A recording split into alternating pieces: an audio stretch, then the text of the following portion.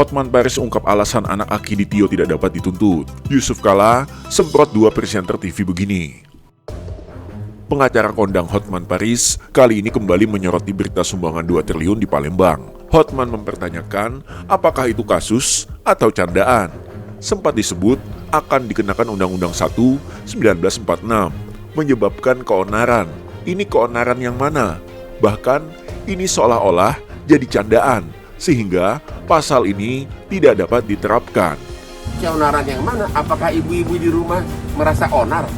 Pasal 28 ayat 2 Undang-Undang ITE juga sama, menyebarkan informasi yang menimbulkan pertentangan sara. Ini kan berita 2 triliun tidak menimbulkan pertentangan sara, bahkan jadi hiburan dan candaan bagi ibu-ibu di rumah. Bahkan menjadi hiburan, candaan bagi para ibu-ibu di rumah. Atau disebut pasal 378 KUH Pidana. Penipuan mengharuskan harus ada kerugian dari si korban. Dari kasus 2 triliun, siapa yang korban?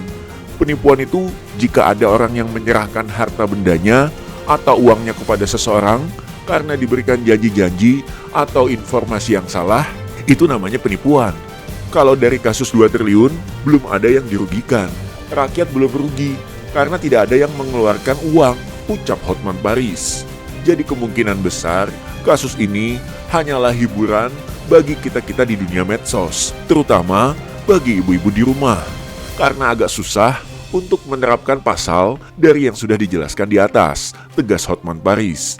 Hotman Paris justru meminta perhatian dari Dirjen Pajak untuk segera menurunkan tim pemeriksa benarkah ada uang 16 triliun atau 2 triliun di Singapura. Jika uang itu ada, apakah sudah dilaporkan dalam SPT? Jika tidak dilaporkan, akan kena denda sampai 200%, ucapnya.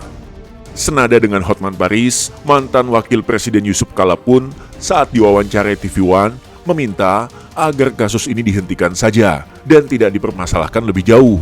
Bagi JK, ini hanya sekedar akal sehat dan logika saja. Jika itu dikedepankan, tidak mungkin ada celah bagi orang untuk menipu. Makin dibahas, makin salah. Justru saran saya, kalian berhentilah bicara ini. Tiap malam selalu saya lihat, sampai kita bosan, kata JK kepada 2 presenter TV One. Sementara itu, ex-Menteri BUMN Dahlan Iskan berdasarkan informasi temannya yang disebutnya si cantik menyebut jika Herianti berharap uangnya sebesar 16 triliun di Singapura bisa dicairkan. Meski begitu, Dahlan Iskan juga belum memahami apakah sebenarnya Herianti telah tertipu oleh calo perkara di luar negeri, oleh orang-orang yang kerap mencari uang seperti itu. Sebab kata Dahlan, banyak sekali kasus demikian di luar negeri.